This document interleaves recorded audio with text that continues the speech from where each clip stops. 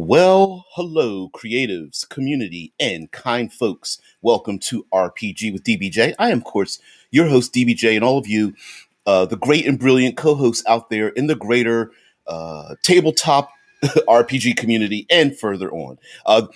For those who do not know, this show is, I am also kind of broadcasting the show for those who are science fiction writers. I'm a part of a Facebook group there. And so, of course, all of you over there are absolutely invited over to the channel as we talk all things on this Future Friday and uh, creatively about things. So, to give you a little preamble and to allow others to join in on the show, as I kind of mentioned off air, that I was a little inspired by this week we've been talking about light and darkness, and it got me thinking in science fiction. Hello there, Jason Melt. Great to have you here. We were talking about light and darkness all this week, and mainly talking like fantasy role playing games. But on Future Friday, of course, we talk science fiction and that kind of business. And full disclosure, of course, I'm an armchair transhumanist type of individual, so I like talking about those kind of theories. And it got me thinking about the pulp movie Pitch Black, and of course, if for those who do not know me, I love to find little things that I don't know the answers to, and but to for us to talk about it openly and to get some creative juices flowing. And it got me thinking about in science fiction the idea of day-night cycles, and going a little even deeper with day-night cycles is the idea of being great perception and small perception. Hey there, Rave. I don't know if your emoji is going to show up on the. Let's see what the title of the emoji is. No, doesn't show up. But thank you very much for popping in, dude. Yeah, we'll hook up. We'll hook up. So it also got me thinking about with day and night cycles that primitive man, when darkness falls, darkness means fear. We don't know what's out there. And that primal fear continuing with humanity all the way into the far future, where I think it extends to having sensors and not having sensors, being able to perceive something and not perceiving it. And it also made me think of a little small thing that whenever we see space travel, when someone, say, leaves the atmosphere of a planet and then arrives back in the atmosphere, like, when they start knocking on the door of one of their neighbors, are they considering like the time schedule? Because on one side of the planet, it's daylight. On the other side, it's nighttime. And things might not be like, yeah, you're up, but is everybody else up? Because, maybe up to like a quarter to a third of the planet might be asleep at the moment based on the rotation of the planetary planet and whatnot. And then it got me thinking about time schedules, whether there's altered time on habitats, like Mars spins and has a day-night cycle slightly different than Earth, very slightly different. I think it's like 45 minutes or something, or 22 minutes. I can't remember off the top of my head. But then there's other planets that might spin faster, and so let's delve into the darkness and the pitch black of it all. So one of the things that we love in our role playing community are like monsters. We love ourselves some monsters, and I contend that using Brandon Sanderson's one of his rules of magic, with magic being in quotations, is that our magic representing any special ability, whether it's like cybernetics and hacking or AI, robotics, alien artifacts, and so on and so forth, psychic powers, whatnot. That the more important thing is the limitation that it has, rather than the capability that it creates. And one of the limitations that is amazing when it comes to alien species is like their visual acuity, their sensor abilities, and of course, in Pitch Black, when multiple suns set, these creatures came out during the dark. So of course, the safety is during the daylight, i.e., these dangerous monsters that are that can ravage your body and flay your flesh they only come out when it's dark and when it's night and when the cycles have come out. So it just got to be. So somebody, hey, Mike's going off in the, so as a co-host, Mike says, well, given planetary rotation versus orbit, there may well be a planet in this concept like our own moon, where one side is always dark and one side is always light. Oh, you got there. You got there too much. And we've seen, because Mercury is kind of like this in our own solar system, although slower than it rotates slower than the conceptual fast paced, one side blasted by the sun, the other side absolutely cold and frigid, and trying to live on that borderline. But I still think I still think there's some fun to be had in trying to maneuver away from the terminus. I think mobile cities on Mercury would work really well in that kind of concept. All right, Tesla Ranger says the Motora Nebula. Trouble with the nebula, sir, is that all that static discharge and gas clouds are tactical display.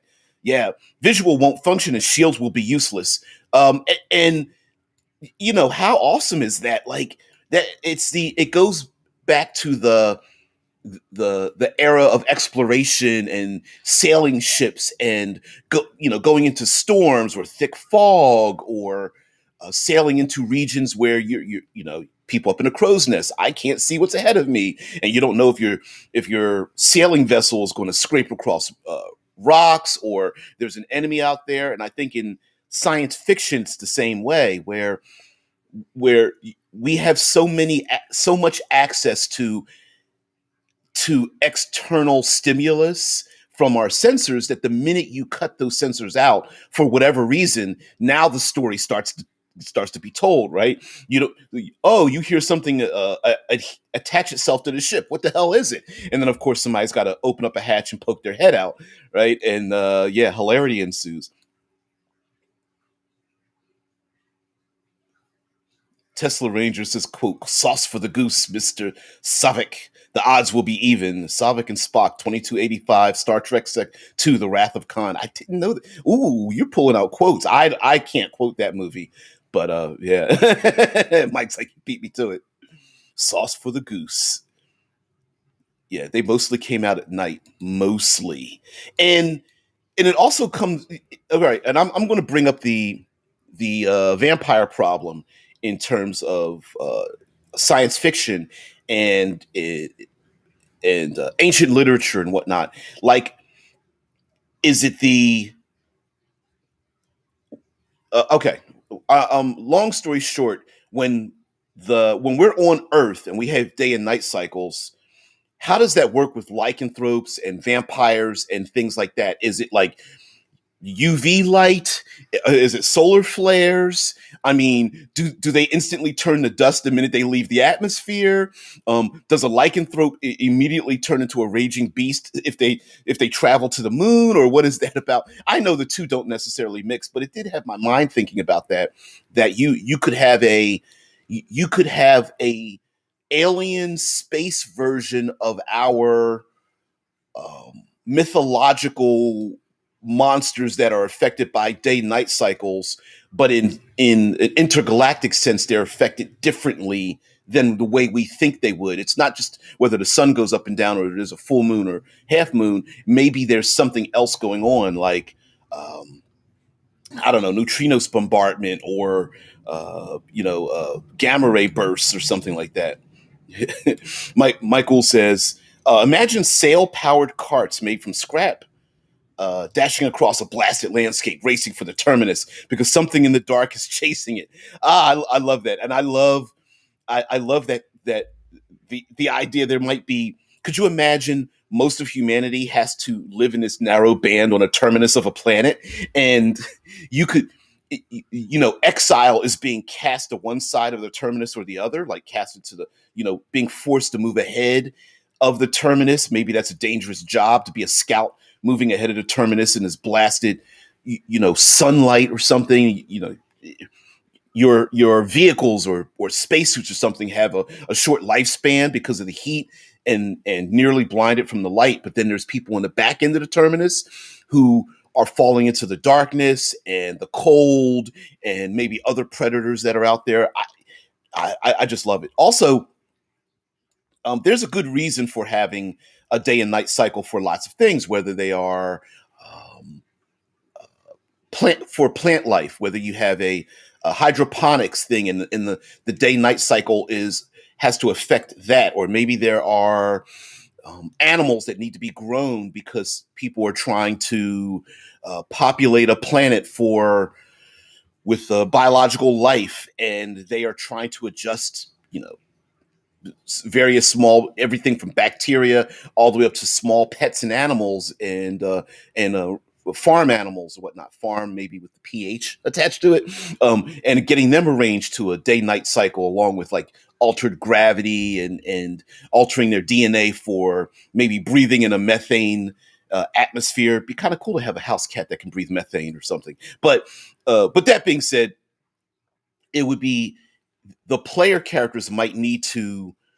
maneuver, and this is where we come up with tension, that there might be time limits based on the artificial day and night cycle of, say, a habitat or something of that nature, right?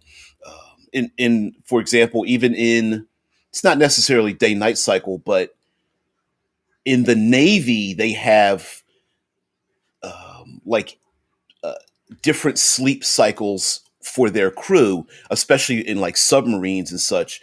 That it's something like 18 on, or it's like 12 on, 6 off, or something like that. It was like 18-hour days instead of 24-hour days. Anyway, Mike says, well, let's address lycanthropes. It may have to do with lunar gravity. Ooh. The closer the moon, the greater the effect. Essentially, lycanthropes' blood has a tidal effect. Now that would be interesting, much like how we have penguins, that there are different breeds of penguins because they live in they live in different temperature ranges.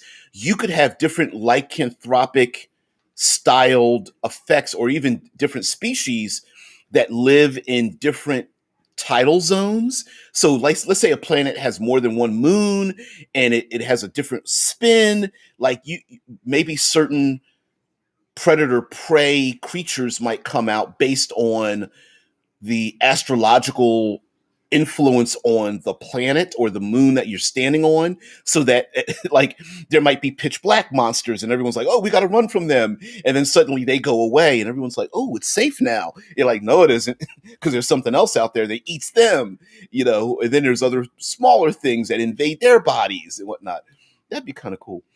Mike says, therefore, your lycanthropy goes into remission on a moonless world, and conversely goes rampant on a world with multiple moons.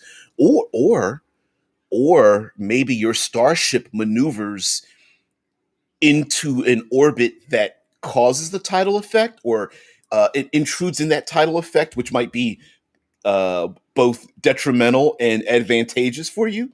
Like the PC is like, just telling their allies, like, get them to maneuver between us and the moon, and everyone's like, why? Like, oh, you'll see. As the little nerdy geeky hacker or something takes his glasses off and folds it neatly down in a corner, like, oh yeah, I'm about to go beast mode, right? Tesla Ranger says, I'm not afraid of the dark. I'm afraid of what's in the dark. Yeah. Well, you know what? Our imaginations, I think, sometimes um, is greater than the fear that's out there. Although, even in a sci fi world, if somehow your imagination is made real, yeah, brown pants, everybody. Yep. Print, go to the 3D printer, print out some brown pants. Mike Gould says vampires in sci-fi setting might well just be alien parasites genetically, like in Life Force. Yep, that's an old classic. Or it may be a parasitic disease, like in Near Dark. Yeah, and even that could be like you could take all the vampiric tropes and like put a twist on them, so that I don't know what's a good one. Being invited in might not be so much an arcane thing, but a psychological block. Like, oh, you can psychologically block this thing from invading your body unless you invite it inside of yourself rather than inviting it into your home or something. You know, Tesla Ranger says a submarine day lasts 18. Thank you, because I one of my coworkers, he retired.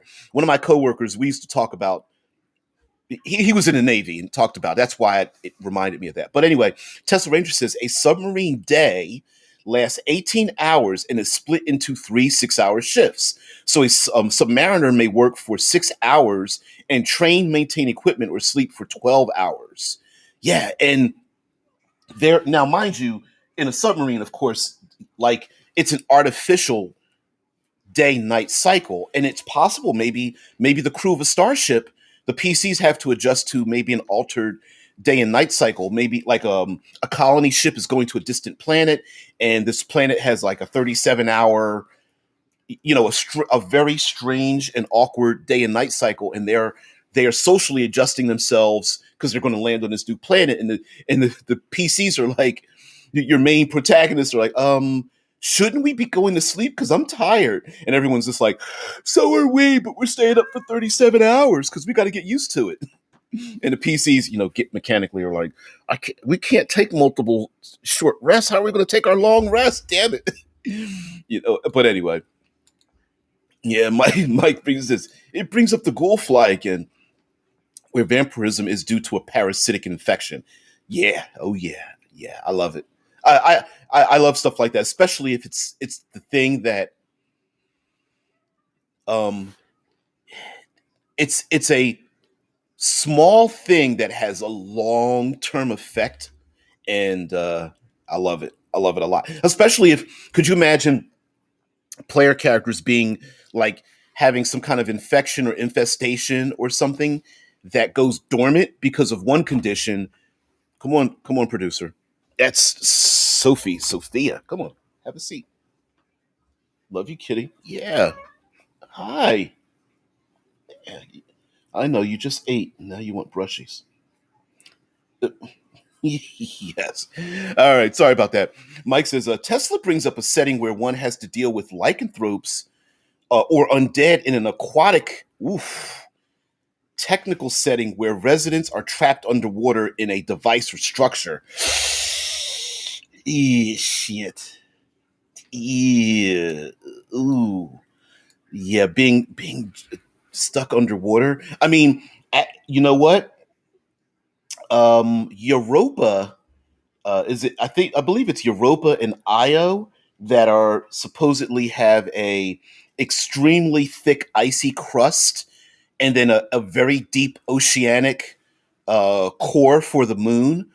But imagine the player characters are down in the deep ocean, and during, say, a night cycle, the surface freezes so thick you can't get out, and you have to wait for the rotation of the moon or the planet to thin the crust enough for the PCs, the protagonist, to get the heck up out of there. So if they're stuck underwater, there's some like undead or Lovecraftian horror that's down there, and they're like, we've got to be down here for 7 hours. We're just going to have to make a run for it or hope to hide away from the thing. Yes, kitty. Yes. Yes. You know the rules there, producer.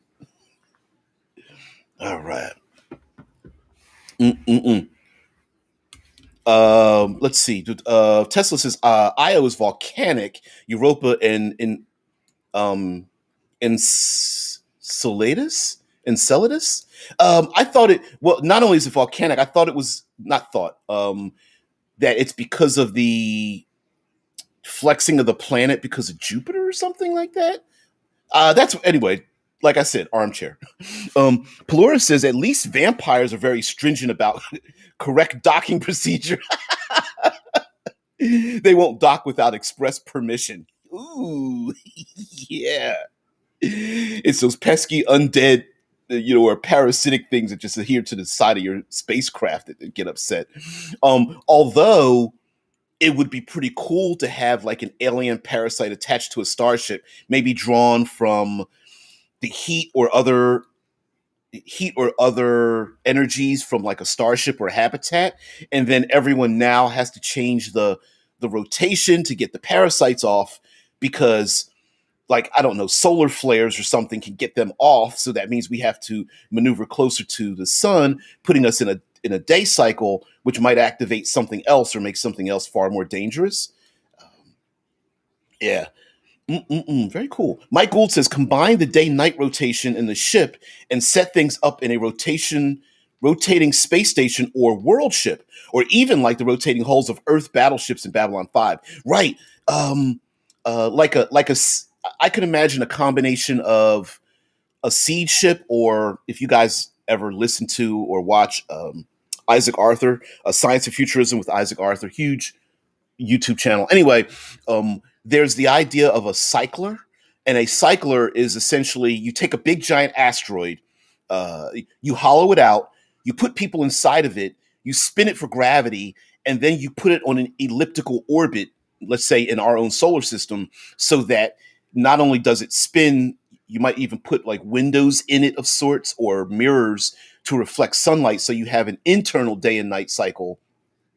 And it the cycler is like a world ship, but because it's elliptical, it gets flung by as it gets closer to the sun, gets flung out to the larger outer areas. You can pack on it as many people as you want, upwards of millions of people and lots of cargo to get to a place, and with very little, all you have to do is course correct it after you push it into its elliptical orbit. But that might be a thing as well, where you have a cycler styled world ship, and even on its trajectory, you have to worry about what's the where it's going.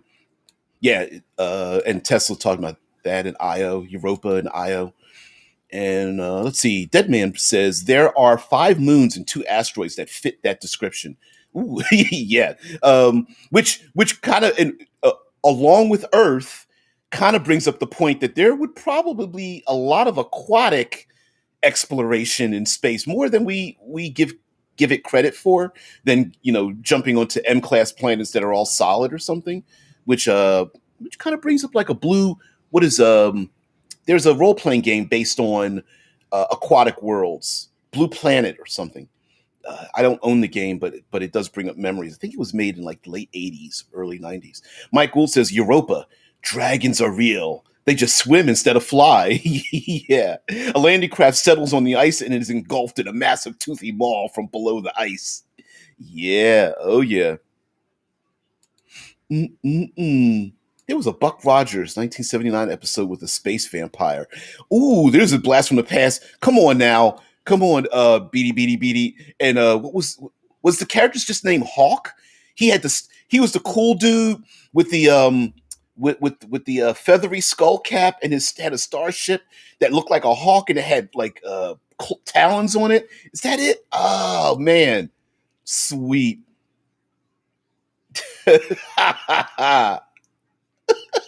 Mike's like, I personally couldn't get past Aaron Gray's jumpsuit, but then again, I was 13. Oh, you and me both. You and me both. Yeah.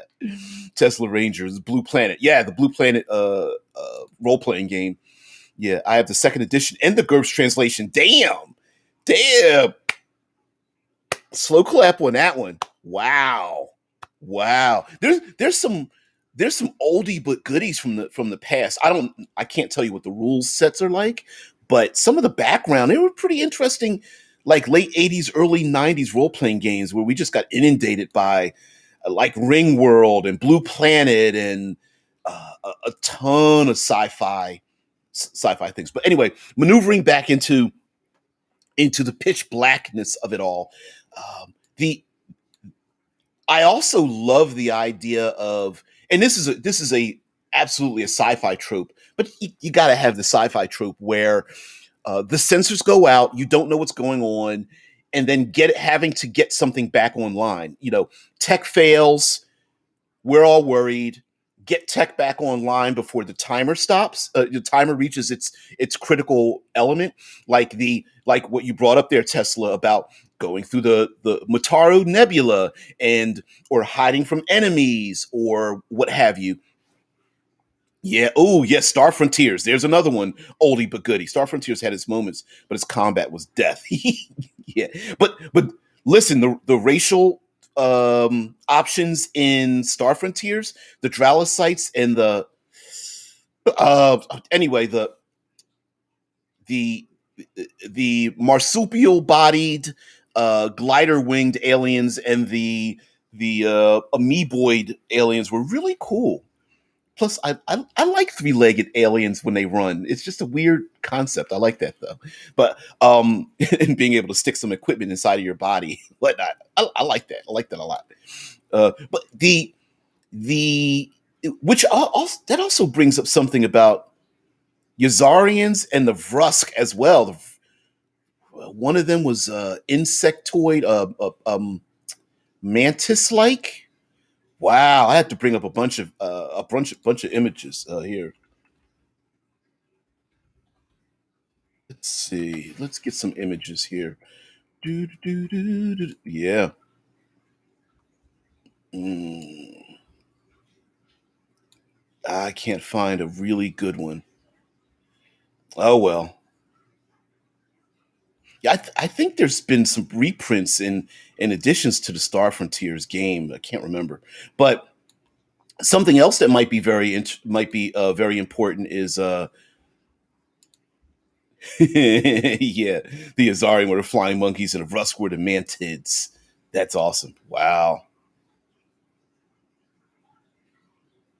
Mm-mm-mm. Now, one thing about like tech fails and sensors and day and night cycles also is the fact that it it might be something this might be something caused externally, like let's say you're talking espionage or whatnot. There's the here's this is a classic heist maneuver where somewhere along the line the defenses have to be there's a gap in the defenses, whether it is a reboot, they're changing guards, and in science fiction we also have like a similar thing may be happening where, hey, that 18-hour day on that starship, oh, there's a crew changeover. This might be the weakness in them monitoring their sensors, which actually doesn't really make much sense because all you have to do is stagger your crew. But you get the point, right? Or the starship has to alter its course.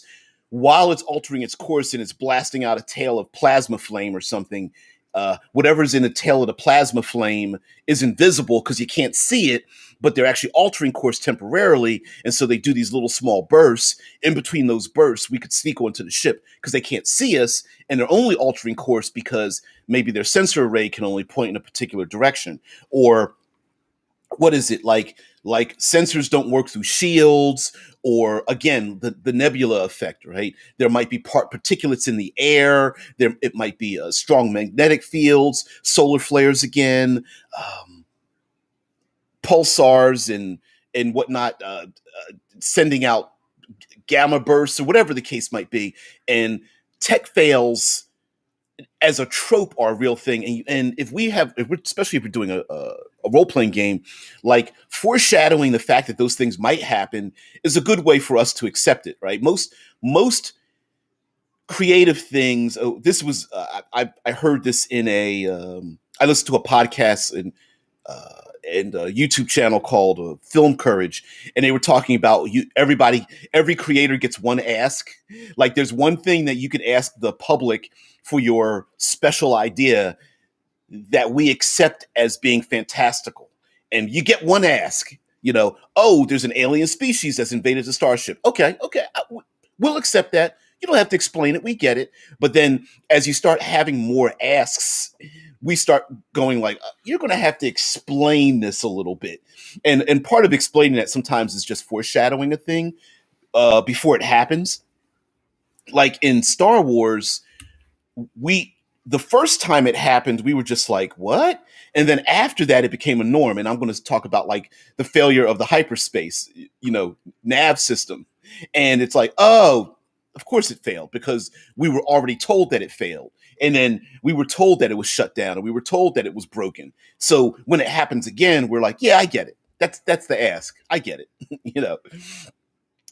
Michael says tech fail based on maintaining a certain light cycle may be necessary to prevent a certain species or infected individuals from changing into the analogy for vampires or werewolves. Right. And mind you, listen, it doesn't need to be, we don't necessarily need to have classic vampires or werewolves, but there might, right, the tech fail might be not maintaining maintaining a certain light cycle mechanism. Heck, the crew might even be used to it. They're like, listen, we went on that planet. I know we're all infected, but we need to maintain this cycle so that we can all work together on this, so we can at least find a cure. Or maybe there's an alien species that's like that. They come from a planet where they have these weird, funky, very fast or slow or strange day and night cycles. But when they come into humanity, or the Hejera or something like that, the hegemony or something, and they communicate together, they're like, you're going to have to figure out a way to keep your like more bestial sides down. And they're like, I don't know, we're used to eating each other, but okay, yeah, all right, okay, we'll do that. Yeah. Mike Gould says, or you might have to deal with monstrous species that only show up in a particular bandwidth of light. That's the other thing I was thinking of. Like, maybe it's not day and night. Maybe it's like ultraviolet, infrared. It could be radio microwave lengths. It could be rays like gamma rays, X rays that may have a particular effect. And that'd be kind of cool. Also, science fiction wise, like electromagnetic pulses and whatnot. And maybe you know, you can't communicate using radio waves because the radio waves move at a frequency that draws in maybe an alien species that can hear or is stimulated somehow by those radio waves. Much like the movie The Quiet Place, where the alien monsters, literally their entire head, except for dangerous mandibles, it's all like this super sensitive eardrum. It's basically like this shelled eardrum thingy, and it can't stand the sound of something. Maybe there are aliens that are like, we don't want to be bestial, but they're just a natural predator that hunts by, I don't know, intense UV radiation or something, or at night because the sun goes down. The solar flares don't put them into a hibernation cycle, and they're able to come out at night because the solar flares would kill them, and that's how they have to hurry up, run around, eat as much as they can, boom, go back underground or go into a hibernating state, go back into their shell and whatnot. And that'd be awesome. Let's see. Mm-mm. Mike says the tech aspect might be either pharmaceutical in nature. True, true, true. With other scientific aspects affecting its strength, ties back to tidal power or light bandwidth and intensity. I could imagine an important, maybe a very important medicinal element has been created, either artificially, or maybe there's a plant or a plant-like structure that's very sensitive to light, and the hydroponics lab needs to have a very specific day and night cycle or light bandwidth inside of it, and those drugs need to be taken to a special hab where they're suffering from something, and the player characters need to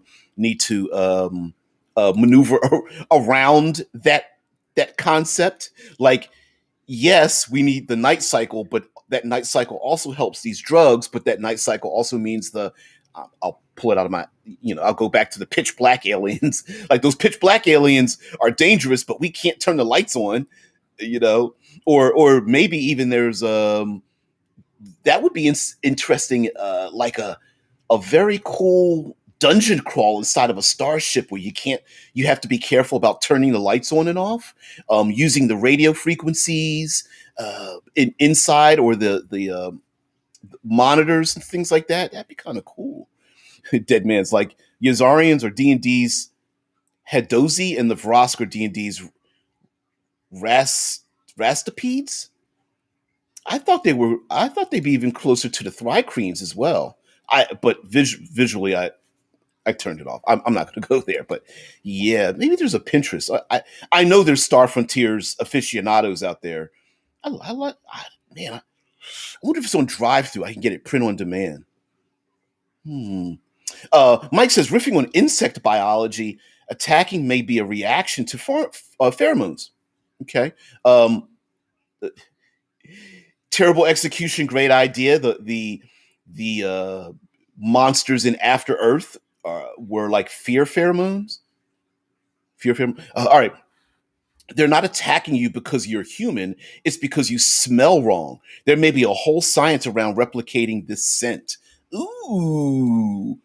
Ooh, that's awesome. And you could even, this might not even be something the player characters need to discover. They may already know this, but they might be like zoologists or xenobiologists on alien worlds, and the player characters have to juggle, like they know up front, okay, guess what, there's a particular insectoid species that will literally ravage us, but we have to, much like the sandworms on Dune, we know that they use thumpers, they use these sound creating devices to draw the sandworms into certain areas. Yeah, we, our heroes already know that, it's already been foreshadowed, but the fear is like, okay, if I land my spacecraft on the planetary surface, is that the same sound as the thumper?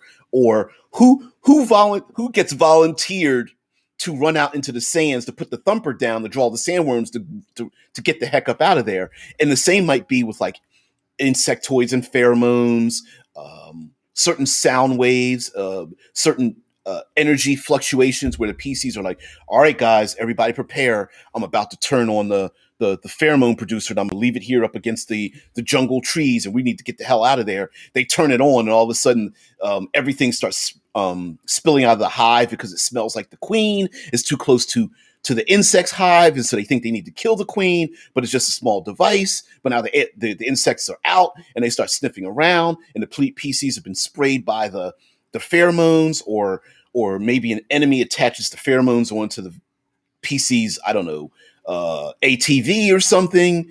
Yeah, there's a lot of things you could play with that. I love it. Vampanoid mentions could be from sweat from fear, and from working out has a different chemical composition. Oh yeah, sweat from fear, sweat from working out. Sweat from intimacy. In heck, you could even claim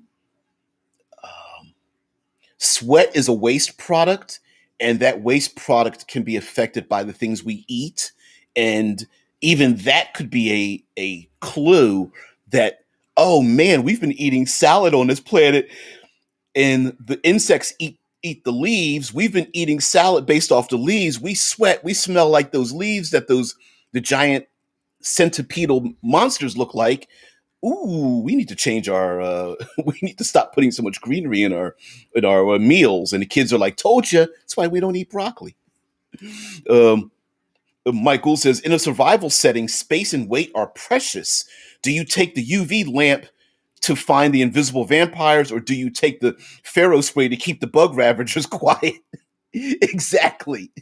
Exactly. Which one? No, which one? Crisscross. I do your monster, you do mine. Crisscross. Yeah, exactly. Like this could be, ooh, a siege ship has in stasis, or at least um, um, theoretical stasis, a number of very dangerous creatures that need to be taken from one place to another, and each of them is held in their passive slash hibernation state by a different by a different set of circumstances, whether it's a day and night cycle, UV light, pheromone spray, a certain type of gravity, and it would almost be like an arc. You could do like an arc of taking a number of alien, like a black hole, the exploding of 1,000 suns or something, and a thousand worlds are like, you know what? We all need to leave this galaxy. We need to leave it, and we need to create these arcs. And all of these things are important to our world. Maybe not human worlds, but the other aliens are like, no, we're getting on the arc too with our beings. They're our pets. They're our animals. We feed off of their excrement or something like that. And the humans are like, ooh, they're dangerous, but okay. And then the aliens are like, heck, you're bringing tigers and whales and wasps and other bacteria on this ship. You don't think they're dangerous to us? I'm like, hey, good point. Good point. Yeah. Why aren't the aliens eating the vegans? Boy, they taste good, especially when you put them in dipping sauce. Yeah. Oh man, splitting them in half and carving them out on the inside like not artichokes. Uh, well, yeah, like artichokes. Michael says, or riff when Judge Dredd. A colony ship has factions which have broken down into warring states. This ship, intended for a distant planet, has become a war zone. Ooh, yeah. Each faction is like using their own expertise in dealing with the specific monstrous predatory things on the ship. And again, they might not be naturally predatory. It's like, insects and pheromones, and they're like, look, we'll sick them on you, but we're in charge. And the seed ship factions are like, no, when we get there, it's going to be ruled by us. And the PCs, the protagonists, looking around like, what, you stupid mothers. Oh, that'd be awesome. There is I think it's called not Pandora, Pandorum. It's a relatively bad execution siege ship that is a movie. Spoiler alert: siege ship has problems. Crew starts to wake up. Entire ship is ravaged and whatnot. Humanity has mutated on the inside of it, and then you find out that the ship did arrive, and no one got out of the ship, and it's been this incestual, cannibalistic mutation of humanity inside the ship until they could figure out a way to break the hull and get on the outside of it. It was pretty, not the best execution, but pretty good premise. Michael says, now insert zoological specimens who have broken free, monstrous mutations from radiation and so on. Yeah, yeah. You might have factions of monsters fighting too. Ooh, monsters fighting for dominance, or there might be a predator prey. What do you call predator prey herd? What's some other animalistic things? Territorial aspects as well. Like maybe the players are like, oh, the insectoid creatures won't go into decks 37 through 58, and it's because they've been, I don't know, the other monsters that are in there have sprayed, have marked all the locations to keep the insects out. But they're like, ooh, what kind of creatures are in here? And they're like, I think they are feline like. And they're like, oh, well, we have tigers on our world. We have felines. Like, yeah, but they're not this big and they're not that dangerous. Yeah. Deadman says, that's similar to the backstory of the colony ship from the PC game Alpha Centauri.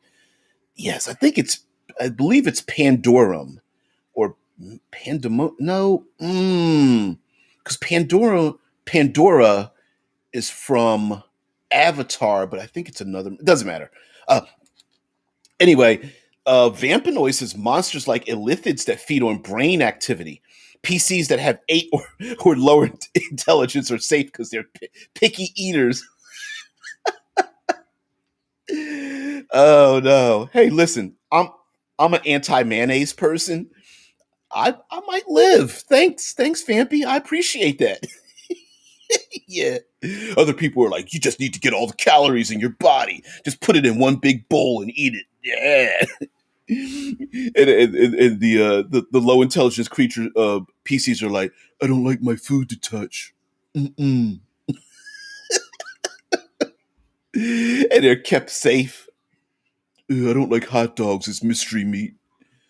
Listen, I'm a Scrapple person, so maybe I would be harmed because I love myself some Scrapple. So, Amish Scrapple. Look it up. Yeah, go ahead, look it up. Anyway, um, I think some other things if we get away from get a little bit away from the day night cycle and the sensor activity, the we can sense, we can't sense a thing. There, it also might be possible that there are what's the way to say this? Perception makes reality, where if you use a radio waves or sound waves or x-rays or what is it, t-rays, lidar, sonar or something, that if you use those sensors it's not only stimulates the thing that might be going after you, but it's kind of like the childish thing of if I close my eyes and hide in the closet, the monster can't see me. So if you use sonar, the sound wave monsters might then reflect back at you. Whereas if you never use sonar or you were so quiet in the first place, they then aren't a danger to you. Much like if you like night vision goggles. If you don't have the night vision goggles, you can't see the monsters. But if you put the night vision goggles on, when you see it, it now sees you. Yep. Vampanoid says, I know the thing's gonna look strange. I can imagine a wizard figuring this out and feeble minding themselves. Feeble mind. Wow, what a cool way to do that to your like. Um, a lot of times we always think of the very first thing you can use with like a spell effect. But could you imagine like, oh, I cast magic missile on myself? Why? You'll see. You'll all see. Mike Gould says, now I'm seeing the hull of the ship. It was called Panda, but someone scribbled Monium after it and turned the first A into an anarchy symbol. Ooh, Panda. Yep. Mm-mm-mm. Yep. A riff on a name. Pandemonium. Yeah, I know it's misspelled as a riff on the name of the ship. Yep. That's actually kind of a cool idea, too. You know, christening a ship and you find out that, like, the player characters are on a spacecraft with a name that gives a clue as to the dangers they'll be involved in. Like, it's a good little foreshadowing because people would go, "Don't! Oh man, you gave away the clue right in the beginning."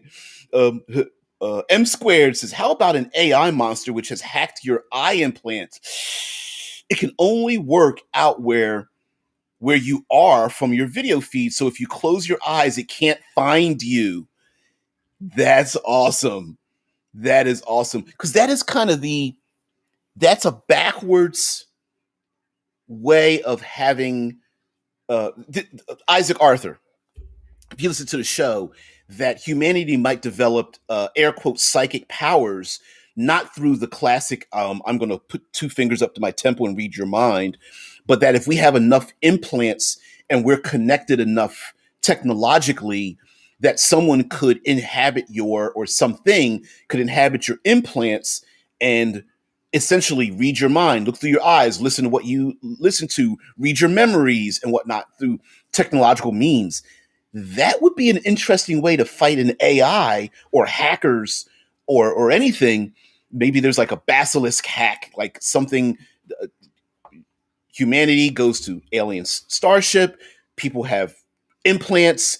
The alien programming gets into the network. So now, in order to navigate, you have to turn off you've got to plug your ears, close your eyes, because if you look at your allies, the AI is like, I know where they're at. I'm going to target them. It starts like hunting you down, and you're like closing your eyes, like, no, damn it, why did I open them? That would be a very strange, cool Medusa-like thing where maybe an AI can hack your optical feed to make you see something that's not there, or edit out something that should be there, but you can't see it. So you have to find it or figure out what it is some other way, like through listening or feel or something like that, or looking away from it. That'd be kind of cool. Using codes. Michael says, or you have to stay massively drunk or your brain gets eaten. The little parasites in your brain are like, you got to flush them out. You got to use alcohol to flush them out. And everyone's folding their arms like, that's just an excuse. You don't really need to drink that much. Like, no, it's real. It's to flush the little parasites out. T-Rex rules. If you don't move, they can't see you. Yeah. Or Nazgul rules. They can only see you when you activate some special item. I love that, Vampanoid. Yeah. Yeah. Why not? Maybe there is a uh, humanity through our hubris. Maybe we develop technology we don't really know. Like, much like how we use nuclear power, atomic power, right? Like, yeah, we know how to use it, but and we started using it before we knew how it fully worked. And maybe there's some kind of technology like implants, or like in Altered Carbon, the cortical stack was not human made. It was found and then replicated by humanity because of something they found on Mars, and people started using cortical stacks long before they realized the full implications of it.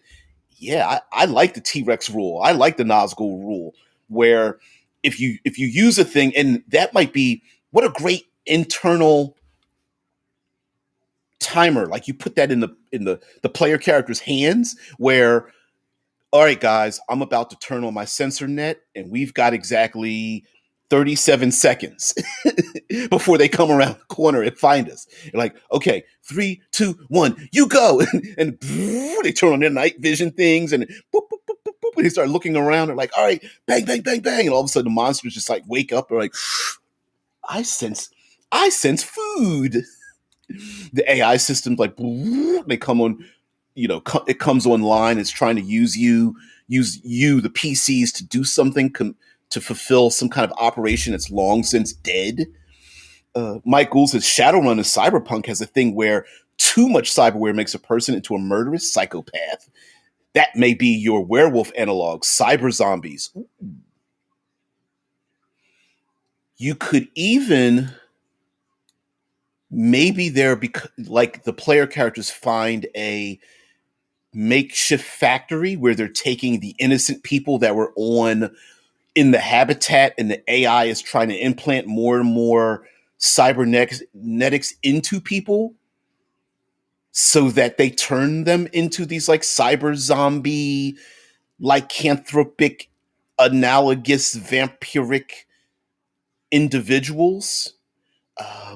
Heck, what was the movie Ultraviolet, where Mila Jovovich is a hemophage? She has a blood condition that makes her like a vampire or something, and maybe there's a concoction that's being inserted into people willingly or not. Yeah, Mike says an AI infected chips can lead to being haunted by programs that you unintentionally uploaded into a chip slot. Yep. Or maybe it's a safety protocol that just went bad. Like, oh, this was just supposed to be a warning inside of everybody to, stay away from solar flares and radiation, but now it's kind of mutated itself into this. It inadvertently mutated into something to protect humanity from background radiation and solar flares, but now like the AI programming is like, oh no, they're alive. They just don't have their humanity left anymore, but they're still alive. Isn't that the point? The GLaDOS. I can't remember what the GLaDOS stood for. Mike says I cannot remember the name of the computer or robot in Portal, but I can see her. Yes, this is GLaDOS. Yes, I can see her as the queen of this forgotten world ship. Yep, the GLaDOS. Yep, genetic life form. I remember it stood for something. Yep, genetic life form and disk operating system. Oh man, yeah, that'd be awesome. The player characters are like, oh, we have to find this old starship. No big deal. We'll just go in, pull out the hard drives, get the AI back, and the GLaDOS system is like, thank you for coming. We've been sitting here a long time. Or maybe there is a hibernation ship of us, like a crew of people that doesn't activate until it's been, I don't know, extricated from the ice, or the ship ends up spinning into a particular orbit that gets a certain lunar day-night cycle that wakes everybody up. But it's been a long time since they've woken up, and now they are completely mutated and whatnot. And the AI system, when the ship's been slowly changing or mutating them, or the radiation has been mutating everybody on the ship, so the AI is still performing its function. Oh, we need to keep everybody alive, but they are so much different than what humanity remembers them to be like. That would be awesome.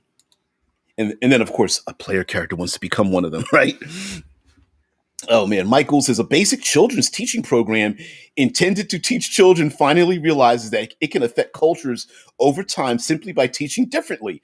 It gains self awareness and becomes propaganda. Yeah. Yeah. Digibite. Hey, Digibite. Digibite says, remember that movie called Virus? An alien signal that made the Borg or Strog on a science vessel. Yeah, yeah. That's a concept that is intrinsic to the Eclipse phase role playing setting, where an alien signal and what's there's a bunch of different things like what is the movie Contact. There's some other things like you said, the movie Virus, where a signal is sent, digital information, and then humanity tries to unzip the information, and then that information produces something that we don't understand or invades the computer systems and whatnot. And going back to Vampanoy's part about having cybernetics, that just opens, of course, everybody wants to be the Billy Badass, right? I got a cybernetic eye and a cybernetic arm, and I got boosted reflexes, and I've got an AI battle system in the back of my head. And it's like, yeah, okay, all right. Open yourself up to that kind of stuff. Yeah, sure. Hey, go ahead and put another plug into your temple or something. See what happens. And all of a sudden, the digital information unpacks, and everyone's like becomes like a zombie of sorts. Yep, the Pandora's box opens up, and you're like, what is this about? But part of me, while it seems some people would say, well, humans wouldn't do that. And I would beg to differ, because there are people who are already sticking implants into their bodies for various effects. And we already have a long history of self-mutilation for various reasons, culturally, to appease the gods or something for the future, whatever. So, and also we often don't see a lot of time dilation stories, simply because with time dilation, the closer you travel faster than light, the slower time is for you, while outside of you time seems to go faster. There might be a reason for players to, story wise, it tends you end up bumping up against a brick wall. But the players might go on a long expedition to then return to a place that's completely different, even though for the players, for your protagonists, for them, might only be a couple of weeks or months, but societal wise, it might be dozens of years, or generations have passed. So when they return home, everything's different. The problem, in a story, you can do this a lot. I believe that in the Dan Simmons stories, Hyperion and Endymion, Hyperion, Rise and Fall of Hyperion, and Rise and Fall of Endymion, or something. Anyway, a classic story, great. But in one of the backgrounds, one of the characters falls in love with this young lady, and he keeps going away. And through time dilation, every time he goes away and comes back, she's aging way outside of him. And so to her, he still is like childlike in his perception of things, because it's a very short amount of time, but she keeps having these extremely long lifespans until she passes away, and he hasn't aged very much, until he matures and then realizes that how much he's missed out on her life and stuff. So, and unfortunately, in a role playing game, it's very hard to do that, because essentially you would have to keep recreating the same places over and over again as they change and warp through time, without your ability to go back and have an effect on it. And it's hard to tell a story that way. Yeah, Digibite says time effect is hard to do. If it's too long, you remove the immediate agency. Yep, they may have existed with essentially a fresh start. Yeah, each time becomes a new fresh start, and you never get to, story wise, resolve the issue that began when the person left, right? So the story ends up becoming more internal than external, and it's hard to resolve those things. Mike says the Alien series has time jumps based on hypersleep. Yeah. Oh yeah. Now, mind you, I'm not saying it's impossible. I mean, if you want a story of like a small, hardy crew that goes from place to place, knowing that when they leave, they will never return to the same place twice, or you could do a cyclical story where the your main group is going through a cycle of places. So the places they keep going are the same places, but they keep changing over time, telling different stories based on their pro and reactivity. So I'm just off the top of my head. There's been this has been a story both on the Orville and Star Trek where one of the crew affects a primitive culture and they look at them as gods. And then when they leave and come back, they've created a whole religion and they've had like purge wars based on the religion, based on the person that affected the primitive culture. So when they come back, the PCs are like, don't, oh, the protagonists are like, oh, I can't believe we did this. We got to tell them we're not gods. And everyone's like, yeah, you try to do that. It ain't going to work. Yeah. Vampanoid says maybe some cybernetic items can be cursed or sentient, like some magic items can be echoes of previous owners. Okay, okay. Thinking something like Repo the Genetic Opera. Wow, that's an old callback. Repo the Genetic Opera, but with discount cybernetics. You can get the cybernetics cheap, but you'll pay another way. Yeah, black market cybernetics. Don't Ripper docs and back alleys, like, don't ask where they came from. Why don't the eyes match? One's green and one's like hazel. Da-da-da. You came. What is it? Uh, uh, Fast, cheap, quality. You only get two. That's the business mantra. You can get it fast, cheap, or with quality, and you only get to pick two. So which is it? Well, I need it fast and cheap. Okay. Okay. You got your eye blown out. Here's another one. Guess what? This eye has thermal recognition and facial recognition built in. Cool. Where'd it come from? Where'd it come from? Someone you don't know. Right? The box. Remember that story? Where'd it come from? Someone you don't know. Yeah. Jason Melton says, fast, cheap, good. Pick any two. Yep. Yeah, I don't know. Feels, not to get political, but today it feels like you can only pick one if you really go someplace. It's just like, oh my God. Um, I, I, I'm that old dude that's at the I'll admit it, hand raised. I'm that old dude at the fast food place that doesn't leave the line at the drive-through because I got to check my order because they fucked it up in this inside. Yeah, I'm that person. I never was that person. Now I'm just like, I'm checking this order. Damn it.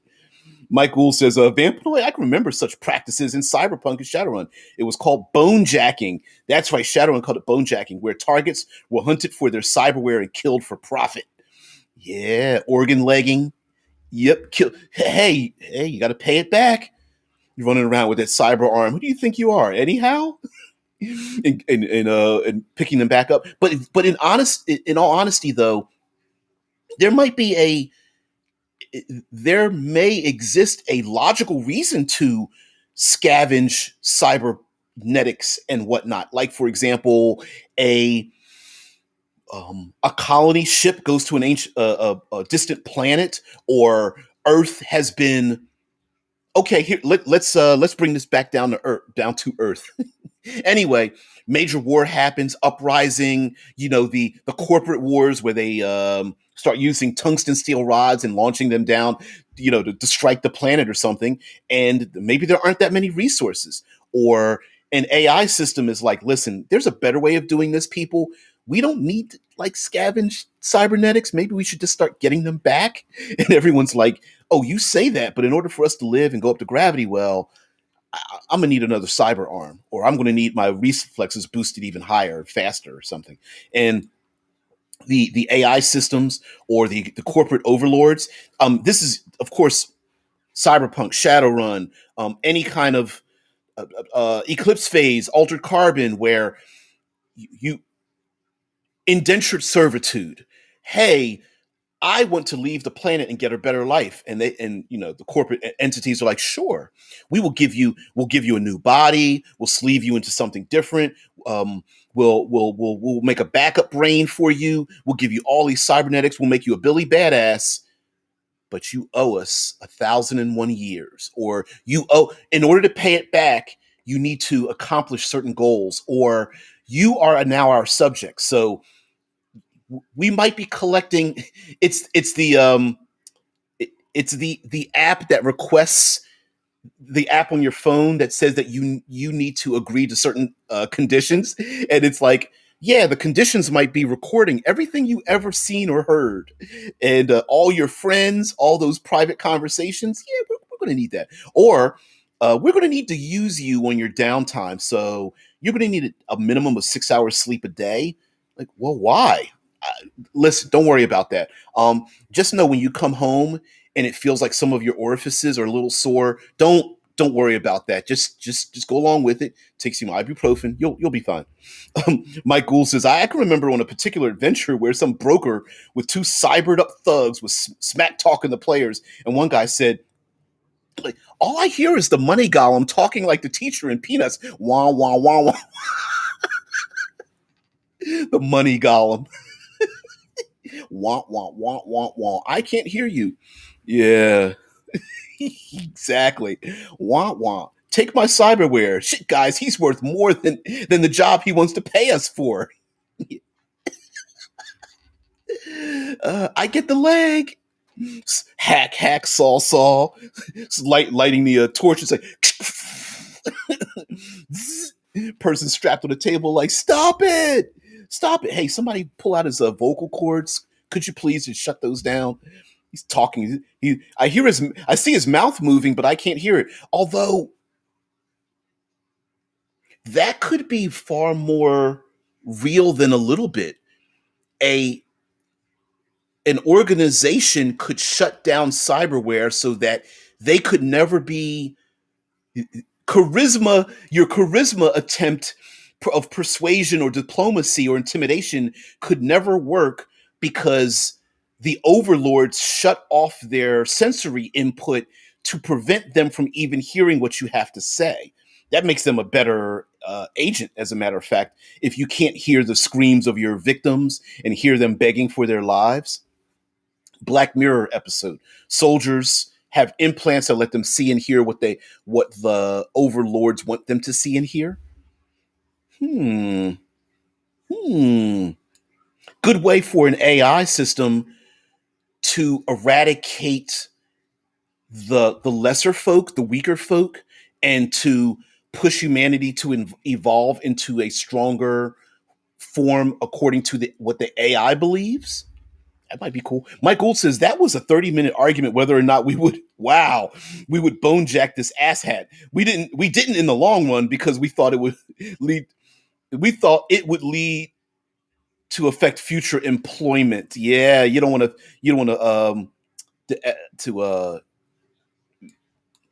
don't want to piss off the other Johnsons that are out there to give you stories. But yeah, oh yeah, absolutely. We're going a little late here. Digibyte says, I had a 5e campaign where I used dreams to have time dilation, or if the party had a TPK, I would take them to a shadow realm. It was a good way to storytell and introduce mechanics of the world. That's awesome, Digibyte. Yeah, the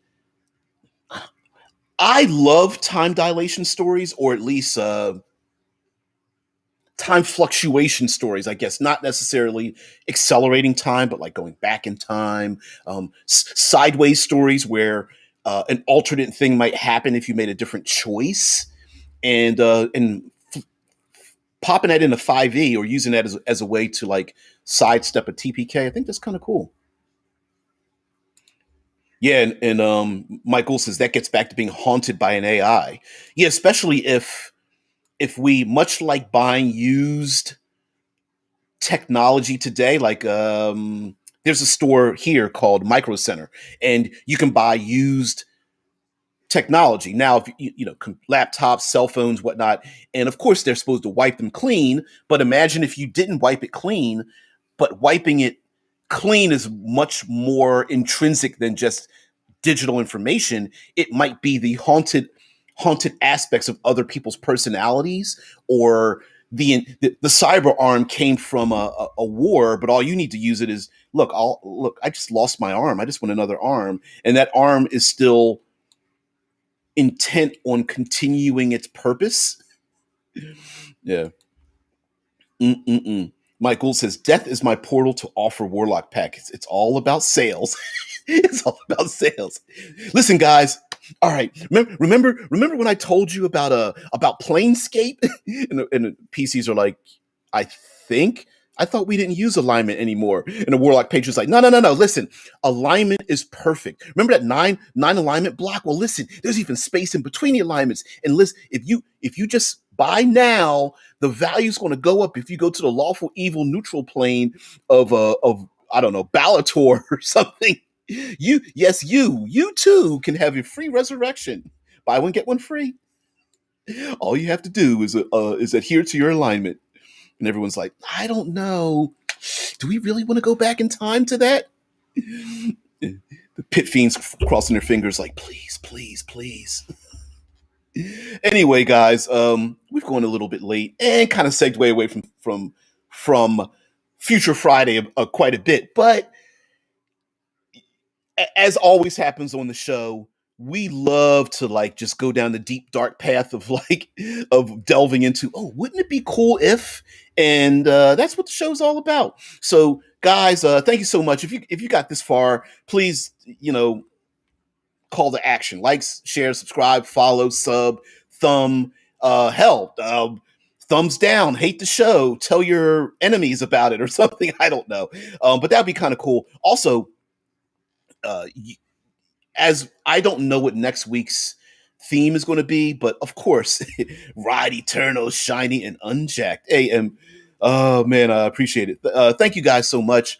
N Squares, love you guys just for being brilliant and positive and the whole 9 yards and just being along for the ride and everything. And also, here's another thing. Let me know if there's small things that I can do to to make the show a little bit better. Oh, thanks, Digit. Digit's like, I always enjoy catch you when you can. Yeah, I'm up at ungodly hour here in the States, so yeah. Mike says, I wrote a series of stories in the Battletech universe where the protagonist Cyberware was haunted by the ghost of his mech's last pirate. Ooh, I've heard of mechs being haunted by their pilots and whatnot. Ancient wars that happened. Maybe an old AI battle system that's like, we need to continue the war. And I'm like, I just picked you up because I just need to survive in this blasted landscape. Yeah, we're gonna blast it some more. Listen to me only. Anyway, guys, everybody out there, have a great one.